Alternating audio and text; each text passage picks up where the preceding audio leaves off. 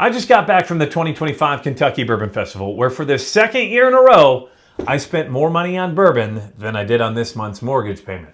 Now, how much money was that? Make sure to stay to the end for that answer and to see whether or not I was able to keep it under last year's exorbitant total. Now, in this video, we'll break down the 2025 festival and the events around the festival, do some bourbon hunting, touch on my favorite pours of the weekend, and break down a couple of things I would like to see changed ahead of next year's 2026 35th Annual Kentucky Bourbon Festival, which is definitely going to be an extravaganza. Welcome in, everybody. My name is Brandon Spinner, the Whiskey Weatherman. You have stormed yourself into the one YouTube channel where it is always whiskey weather. Now, before we dive into the KBF breakdown, I want to know, where are you watching from and what has been your favorite pour so far here in 2025? Drop those in the comment section below and let's jump into the festival breakdown. Now, Kentucky Bourbon Festival 2025 was held in Bardstown, Kentucky from September 4th through the 7th. Now, a lot of people really start to roll into town on that Thursday of the festival because there are events all across Kentucky going on ahead of the festival itself. I myself got into Louisville earlier Thursday morning for an event to get to at noon, but I got there a little bit early, and also there were a few distilleries already dropping allocated bottles and new releases the morning of the event. So let's see what we were able to find. Well, it's the week of the Kentucky Bourbon Festival. We're going to do some bourbon hunting in Louisville the Thursday before the fest. Let's see what we can find downtown. First stop, Bardstown Bourbon Company. They just dropped Disco 13. Let's see if they've got anything left here at the tasting room.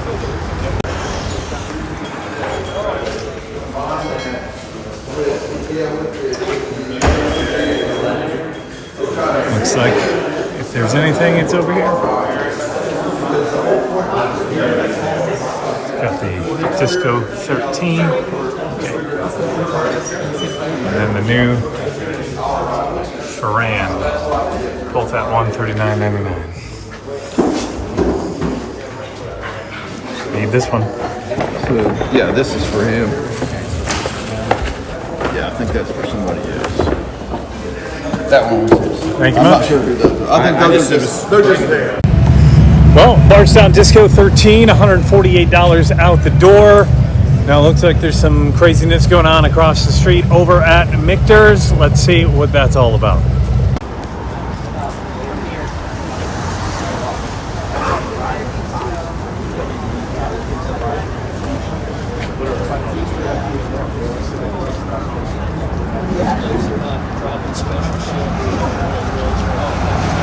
So that madness at Michter's was for their new toasted sour mash that is dropping this month, but they wanted you to pair it with one of the regular standard bourbons. Question for you, what do you think about those have to pair it together in a bundle type of deal? To me, not a huge fan of that. So you'd be walking out the door $180 for a bottle that's $110 that you really only wanted that one for. So I passed on that today. Hopefully maybe find it at the festival for $110 while we're there. But overall, a pretty successful start to Kentucky Bourbon Festival week so far. One bottle down. Let's see what else we can grab.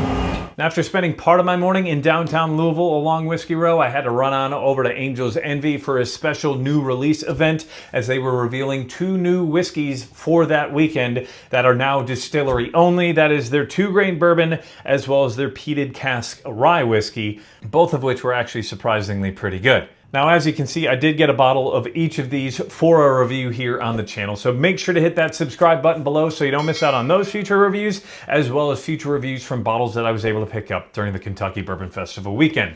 From Louisville and Angel's Envy, I raced down to Bardstown to meet up with my girlfriend, Allie Martin, as we were getting ready for the Thursday evening event, which is called Bourbon in the Air. Now, Bourbon in the Air is the unofficial start to the Kentucky Bourbon Festival. The festival officially starts Friday, but on Thursday night, it's almost like a soft opening event. Had to have a ticket. You only could get that if you were a VIP ticketed member or if you were able to grab one of those allocated tickets for the event. They're about $170 to $180 depending on the year. But this is from 6 to 9 p.m. and it's honestly one of my favorite nights of the year. We were able to meet up with a couple of distillers, do some bourbon hunting, and here's how that went. Well, it is day one. It is Bourbon in the Air at Kentucky Bourbon Festival. We've got girlfriend Allie today. This is my favorite night of the festival. Jim Beam line already forming, Heaven Hill line is huge as well. We're going to see what we can walk away with today. A lot of great stuff dropping today and throughout the weekend, and it's my favorite night because you get the lay of the land without thousands of people. This is the secret sauce. If you want the bottles, you gotta come tonight. Oh, and we got an Angel's Envy Peach Smash. Cheers. Cheers. Well, we have stopped into the Jim Beam line. We're about 40th or 50th back from the front. They've got a lot here this year. The Jim Beam bowling pin, one of the highlights of the festival, as well as the Booker's Reserve Batch 2, Lineage Batch 2, and then that Knob Creek single barrel, which I might be a little bit biased on, but that's probably because I helped pick it, along with a couple more of their offerings here throughout the weekend. Fingers crossed we can grab that Booker's Reserves bottle that I talked about here in that top right video on the top right of your screens for top 15 bottles to buy here in the month of September. Let's see what we can walk away with and if there's any other hidden gems here that they might be dropping at the tent. Well, here's a look at the line at the Jim Beam tent on Bourbon in the Air night. I'd say so far it's the longest line of the night and we're just getting started. Well, they just sold out of the Booker's, the reserves, but they're supposed to have more on Saturday, so fingers crossed. We're going to try again. But that's the name of the game, waiting in line for bourbon. So we're off to another tent here. Bourbon in the Air, night one of the Kentucky Bourbon Festival. Beautiful night, 70s, nice breeze, low humidity. That's whiskey weather, baby. Trial number 2. We are now in line for the Dark Arts. They've got a 16-year-old buff turkey barrel that they're giving out. Supposedly only about 500 bottles available today. Line not quite as long, but it doesn't look like it's moving as fast. Let's see if we can grab one. Well, we made it to the front of the line. How's it going, Sarah? Hi, it's going good. How are you? You're standing right in the sun. I gotta block your... If you could just... How's the new stay gig? right there. How's it? It's great. You enjoying it? Hey, Yeah. I get to pour bourbon and see all my friends, so Yeah. who could be mad about that? One, please. Thank you. Glad to hear you're enjoying it. How are you doing? Good, good. Good. Doing this full time now, so Hell yeah, that's amazing. trying. Congrats. Thank you, thank you. Oh, thank you. The money You're part. welcome. You need that. You I need do, that. I do like the money part. Congrats. Thank you. Congrats to you as well. Hi, Patrick. Hi, friends. How are you guys? Nice to meet you in person. Thank you so much. Oh, of course. Happy to send it. I'm glad I got there on Good to see time. you. Good to see you. Well, there we go. We've got the Dark Arts Buff Turkey. 1 down out of 2. A lot going on today at the Kentucky Bourbon Fest. Bourbon in the Air. Got some live music. This is my favorite night if you haven't heard me already. There's a lot to do. So let's go see what else we can get into. Next up, we are at the Bardstown Bourbon Company tent. They've always got amazing single barrels to check out. Gotta love it. Beautiful spot. And what's going on, Vince? Doing well. Good to see you. Yo, not live, but for YouTube. You've got the 13 and the... 13, we got the Ferran, 2 different single barrels that we picked. Can I grab the regular KBF 2025 and a 13? Yes, sir. Thank you, sir. How you doing? Damn. There we go, Bardstown Discover Series number 13, as well as one of the single barrel picks. Hard to beat those Bardstown Sibs, which are always awesome, especially when Danny Bardstown or Danny Calloway is the one who picked it. We are at Bourbon in the Air. So far, a successful night here so far. 3 bottles. I think we're gonna try to keep this under my mortgage compared to what I did last year, which I think I had like $1,500 worth. We're going to see if we can do something different this year, find some other hidden gems that are out there, and talk with a few other folks here at the festival. Do a little bit more storytelling this year. Tell some stories of some other up-and-coming distilleries. So if you're just tuning in and you're new to the Whiskey Weather YouTube channel, please make sure to hit that subscribe button below as we are pushing towards 15,000 subscribers. It is always Whiskey Weather. Let's see what else we can find here at the Kentucky Bourbon Festival 2025.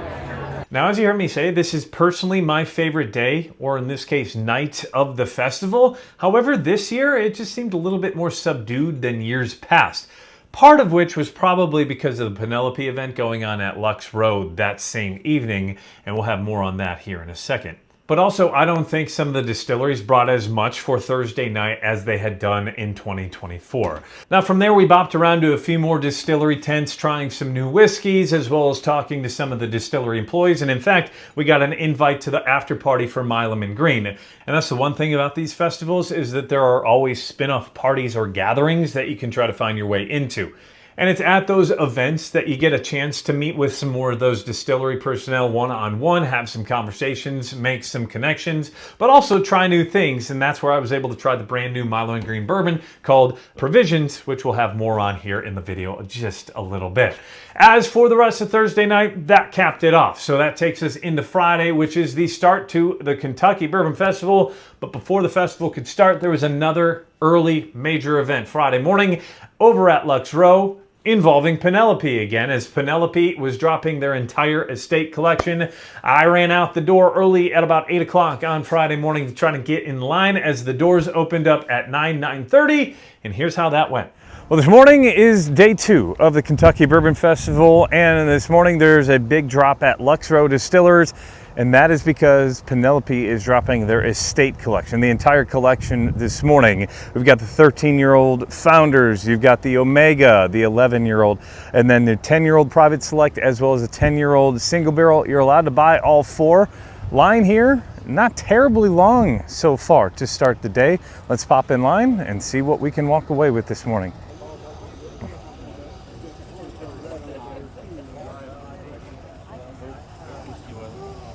Morning. Hey, Mr. Weatherman. How's it going? Hey, how you doing? Doing well. You say that. I didn't know the What time did you all get here this morning?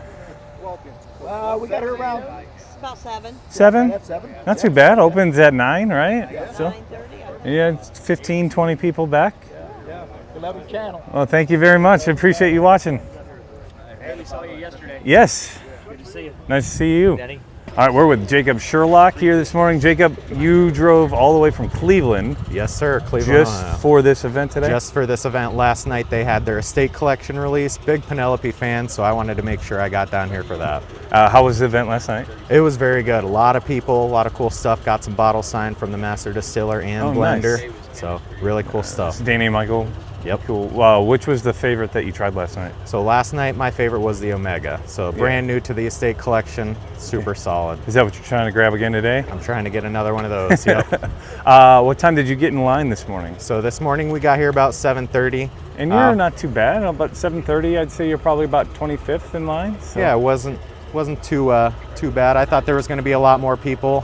When we came last night, there was a lot of bottles, so everybody's going to be getting at least something. So. Yeah, outside of the Penelope bottles, what would be one other bottle throughout the weekend that you would want to find? So obviously, big Willet fan. Love all their single barrel products. I love the rye. Would love to grab one of those. Awesome. Well, best of luck, Jacob. Thanks for taking the time, man. Thank you, Brandon.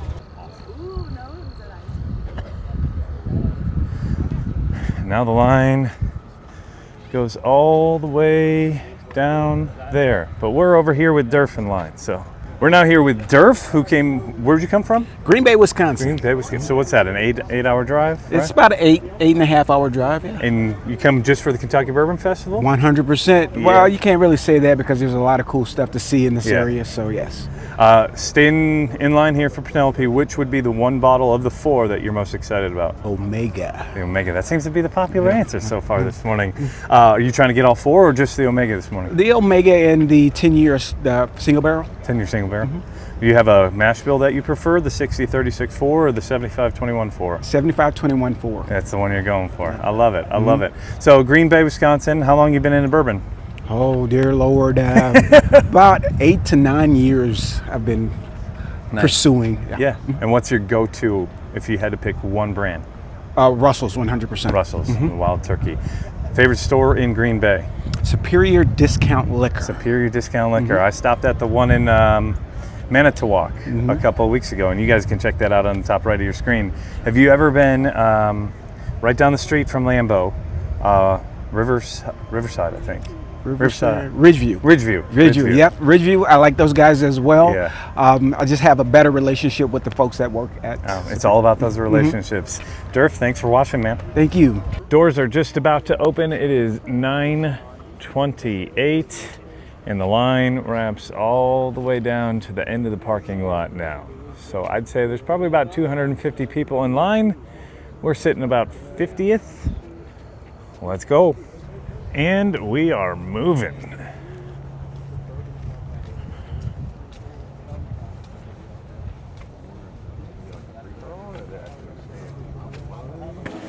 Almost to the front.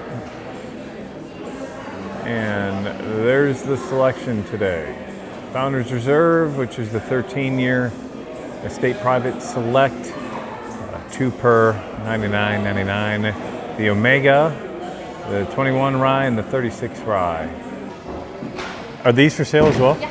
I'll take one of these. Can I get one of the Founders, one of the Private Select, and Omega, and one of each single barrel? So one of each, I guess. I can take you snacks. Oh boy. Hi, can I get you? That's the last 99 proof? Yes. So you said a Founders, a Private, Omega, single barrel? One of all of the, One of all of it? one of all of it, please. We do have the 36%. Oh, the 21. Do you want the 36? That's pricey. All right, 233. Awesome. I call it successful. One bottle of each, as well as one of the Black Walnut Old Fashioned premix, which my guy Tim, National Bourbon Enjoyment, helped with that blend and the entire process on that. So got to give him some support and love as well. Off to the Kentucky Bourbon Festival, officially day one. Let's see what fun we can get into. And as you can see, had a pretty successful start to Friday morning over there at Lux Row, getting the entire Penelope Estate collection. And I already did a review of that 13-year Founders Reserve up there on the top right of your screen. So make sure to stay tuned after this video. I've got the link in the description to that review below, so you can check that out when this is done. Now, I got out of there around 10:15, 10:20, race back to the house to get changed, to head on over to the festival, which officially opened to everybody at noon. However, VIP got entrance at 11 a.m. and it was a zoo. KBF day one, Friday, beautiful, sunny, hot, and humid day. Already a huge line out at Heaven Hill. Supposedly they're dropping the VVS. Time to go get a locker and go see if we can get into some fun stuff today. Don't forget to hit that like button if you're a fan of bourbon and whiskey. And let's get ready to roll for an amazing day here at the Kentucky Bourbon Festival. So Heaven Hill is dropping their VVS very, very special Old Fitz decanter 16-year today. And take a look at how long this line is. This is just the start. VIPs only so far. General admission hasn't even been let into the building. And this is what we're looking at. You excited? Oh yeah. Go get it. A lot of people in line. Look at this. How's it going, guys? Yes, sir. How are you today? And the line just keeps on. How's it going? Good morning. And then it wraps this way. And we're probably already at about 200, 250 people here. We've been filming for a minute, and we're still nowhere close to the end of the line. Okay, I'm gonna tag you then. Hey, good morning.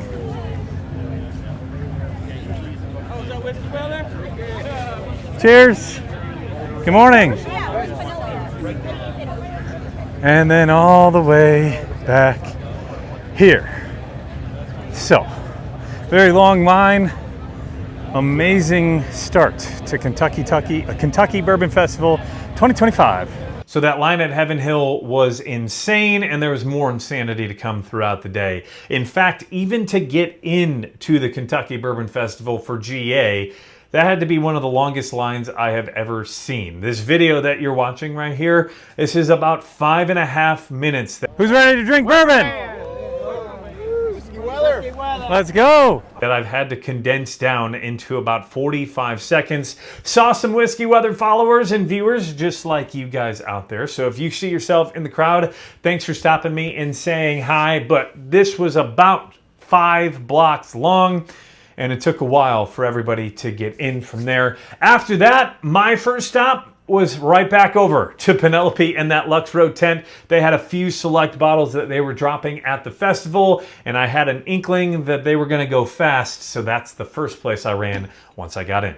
And over here, well, we were just at Penelope this morning, but let's see if we can get anything else. So here we are, the Penelope 20-year light whiskey. If they have any left. They've already sold out of the 16-year-old rye. Let's see if they've got any left. Looks like we might be lucky. Doing well, how are you? American Light Whiskey? Yes, sir.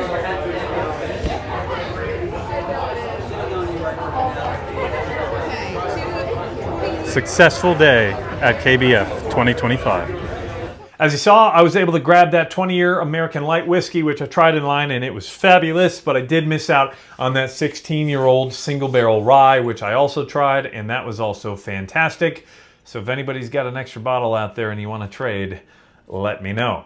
Now from there, my focus the rest of the day really was to just try some new whiskeys that I hadn't tried before and also get as much content as I possibly could, because unfortunately Friday was my only day at the festival because I did have a wedding to get to in Chicago on Saturday, and we'll dive more onto that in a second here as well. But I was also honored to be part of a panel that was over at the Pursuit Spirits tent at 2 o'clock. Me and Serena, who you may know from Instagram at Short Stuff Bourbon, we had to take on Ryan Cecil from the boys over at Pursuit Spirits to just discuss some new things going on in the bourbon and whiskey industry, which was a really cool event. And I want to give a big shout out to the folks over at Pursuit Spirits and thank them for having me on that panel. The rest of the day was trying new whiskeys, and one of my favorites of the festival was right on over at Silk Velvet.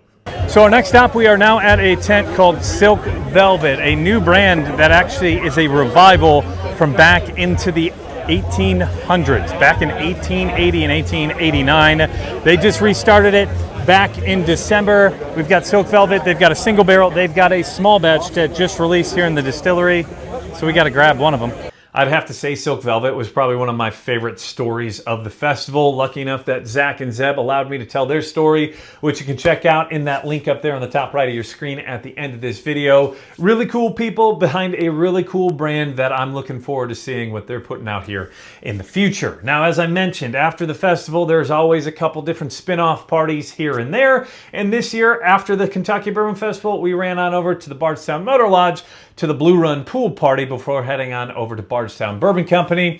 Friday night is the annual Bardstown Bourbon Company party, which is always the best party of the festival. This year's theme was Adventure Island. Now, they do have bottle sales there if that is your thing, but my focus was more just on having fun with my friends and my girlfriend Allie and just enjoying the atmosphere and enjoying the people, which I think is what makes the festival the best part. Now, the one thing about this party is it is an expensive ticket at $125 per person, but that does include food, that does include drinks, and I do believe that there was a shuttle into town because Ubers and Lyfts aren't necessarily the easiest things to find in Bardstown. Now that, for me, unfortunately wrapped up the festival because I wasn't able to get there Saturday or Sunday because my cousin did get married in Chicago and I had to get on up there for the event. But altogether, I thought this year's festival was pretty good. I have heard some gripes from some people and we'll jump on into that here in a second, but I did want to highlight a few of my favorite pours from the weekend. As I mentioned, I wasn't there the entire weekend, so I didn't get to try all the different pours. There were more than 200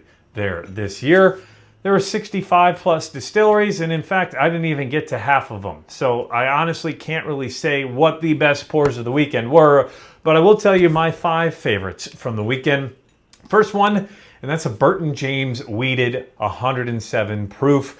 Really cool story. Burton James is a distillery about a baseball player, at least I believe the guy running the distillery, his grandpa was named Burton James, a baseball player. This Wheated 107 proof was delicious. Girlfriend Allie was able to grab a bottle of it, and I do think that it is a brand that you want to keep on your radar as well. Number 4 was a bottle that I already talked about, and that was the Milam and Green Provisions Bourbon. Now this is one that doesn't look like some of their normal bottles. This is a new bottle style, and it does check in at 80 proof, but the amount of flavor that was within this blew my mind, and that's why it finishes as one of the top 5 of the weekend for me.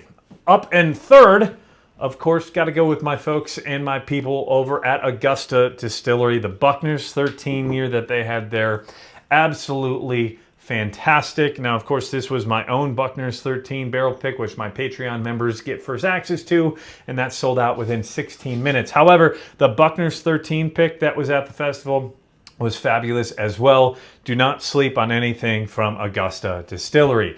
As number 2, we're talking about Silk Velvet. My guys over at Silk Velvet, we already talked about them here just a few minutes ago, but this Silk Velvet single barrel was one of my favorite pours of the weekend. It was that new brand that popped up, and I'm excited to see what the guys over there do come up with here over the next couple of years, especially working with Master Distiller Jacob Call over at Western Kentucky Distilling Company. And my favorite pour of the festival was that Penelope American Light Whiskey, 20-year-old hazmat whiskey. Super delicious stuff from the folks over there at Penelope. Again, I didn't get to try all of the whiskey there, but there were some amazing whiskeys and some brands, some honorable mentions. I'll throw out some of the folks over at Pursuit United. Old Ingram really did leave a mark on me, and I may even throw in that Penelope 16-year-old single barrel rye.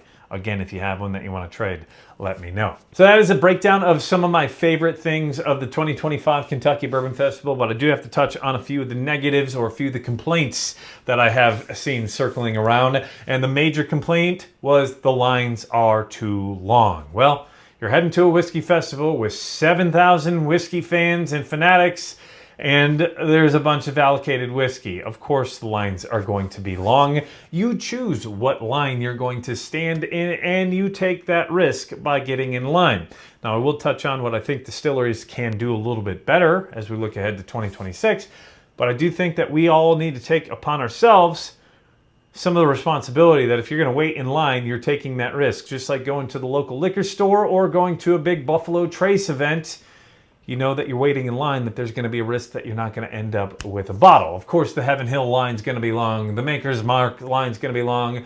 The Four Roses line, etc., etc. You choose what you stand in line for. And if you don't like it, I'm sure there's a lot more people who weren't able to get tickets for this year's event that would like to go in your place next year. So just keep that in mind. Another thing I heard a lot of was that GA didn't get any good bottles. That's absolutely untrue. Even if you were part of the GA, you still had an opportunity. I know on Sunday, a couple of the distilleries held things back for the GA crew, but also a lot of these other craft distilleries were putting out some banger bottles that made it to the general admission folk. You just had to pick and choose and kind of hunt for it yourself. Here's my thought. Make a plan. Be patient. And that's kind of why I say try to get that bourbon in the air ticket the night before, because it allows you to get to lay of the land of the festival itself. My advice, suggestion would be having an action plan ahead of time. When you get your wristband in the mail, it comes with a map of the festival where everything's located, and most of the time you probably know what bottles are likely going to be dropped by those distilleries. So make that action plan ahead of time so you're prepared when you get there and you don't have a ton of hysteria as you're running in, because there's thousands of other people trying to do the same thing. Speaking of thousands of other people, the festival for 2026 has already been announced, and it will be September 10th through 13th of 2026, and it will be the 35th annual Kentucky Bourbon Festival. So expect it to be huge. So speaking of 2026, just touched on a few things that people were complaining about for this past year's festival. Here's what I would like to see done differently in 2026. And the first one has to deal with how distilleries are handling their lines and allocations for the festival itself. And I think they need to be better, specifically Heaven Hill. I'm calling you guys out. Sorry. You guys are one of my favorite, if not my favorite, go-to distillery, but your allocation lines sucked this year, and they have the last couple of years. I get dropping some banger bottles, but how about we communicate that or hand out wristbands to make it a little bit better of an experience?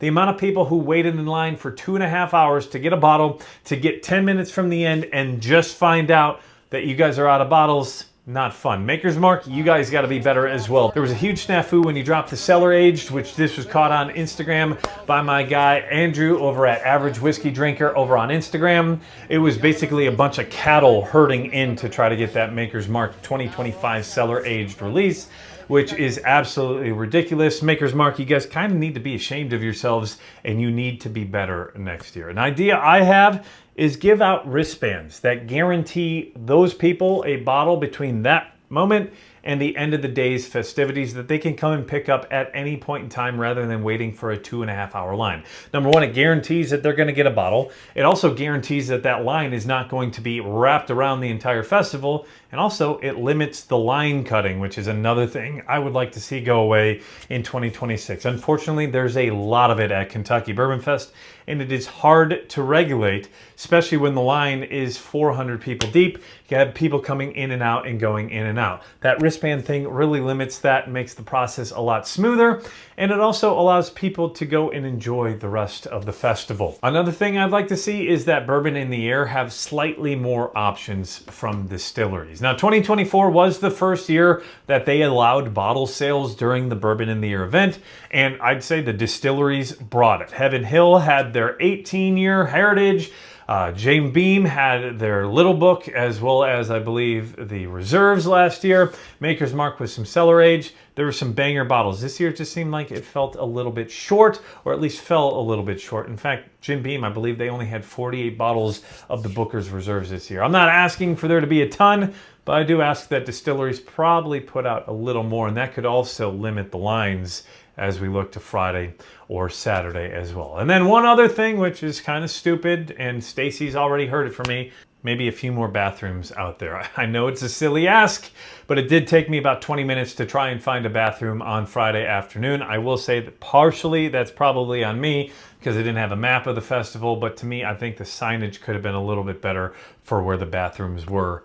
That's just a very, very, very small gripe. Overall, I know the folks over at the Kentucky Bourbon Festival are busting their tails off every year to get this festival put together. This huge event is a massive undertaking, and it continues to grow and grow and grow, and there's only so much space that they can put this on together. Stacy, Randy, and their team of volunteers and paid workers do a killer job. Nothing is ever going to be perfect, but I do want to thank them for, again, putting together a killer weekend. There is one goal from me that I'm hoping for next year, and that is to put together a Patreon and YouTube membership party and get together at one of those nights of the festival.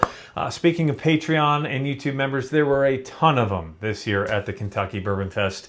A lot of you guys who stopped me, so thank you if you stopped and chatted with me. Just a handful of Patreon members that I remember: Amanda House, Michael Ray, Ajay Patnick, Jack Weaver, Eric Bogard, Ali Martin, Derek Weaver, and others who were just sporting some whiskey weather merchandise. Thank you for your support. Thank you for stopping me and saying hi. I have an amazing community of people, which I call the Storm Chaser community, who not only get first access to some of my videos, they get first access to barrel picks and other perks for being part of the crew on Patreon, on YouTube. So if you want to join, you can join through that link in the description below, or just hit that join button below. And speaking of the button below, if you haven't done so already, hit that subscribe button below. We are almost to 15,000 subscribers, and once we do, we'll be doing a 15,000 subscriber giveaway on a future live stream, so make sure you hit that button below to join the Whiskey Weather community.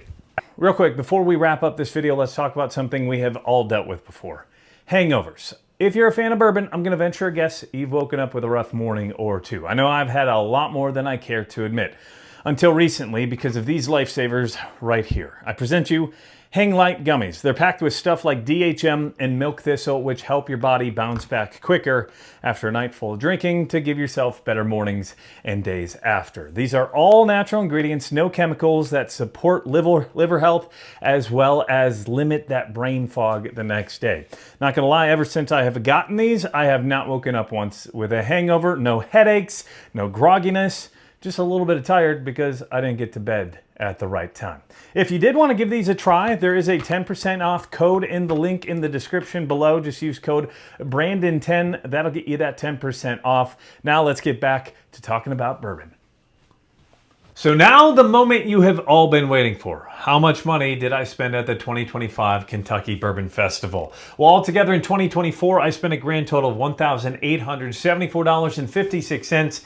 And my goal this year was to not get anywhere close to that number. As you can see, the bottle count from this year is still quite high. I think it's up to 17 between the 7 bottles from Penelope, the Dark Arts, Bardstown, Angel's Envy, as you see on the table, quite a bit. And after all is said and done, the 2025 grand total is, drum roll please, $1,812.73. So it was technically less than last year's, but not by much. However, one of those Discovery 13 bottles was for a buddy who asked me to pick it up for him, so that number for me is technically a little bit closer to $1,600, which is still right at my mortgage. So I've already done a review of the Silk Velvet Single Barrel. I've done a review of the Penelope 13-year-old Founder's Reserve. I want to know, which one do you think I should do the next review on? Drop that in the comment section below. Hit that like button if you haven't already. Thank you for giving me the time of your day. If you did enjoy this video, I think you're going to enjoy the review of the Penelope Reserve 13-year-old, which you can find up there on the top right of your screen. I end this the same way I end every other video. Please remember to drink responsibly. It is always whiskey weather, and I'm going to see you in that next video up there on the top right of your screen. Cheers, y'all.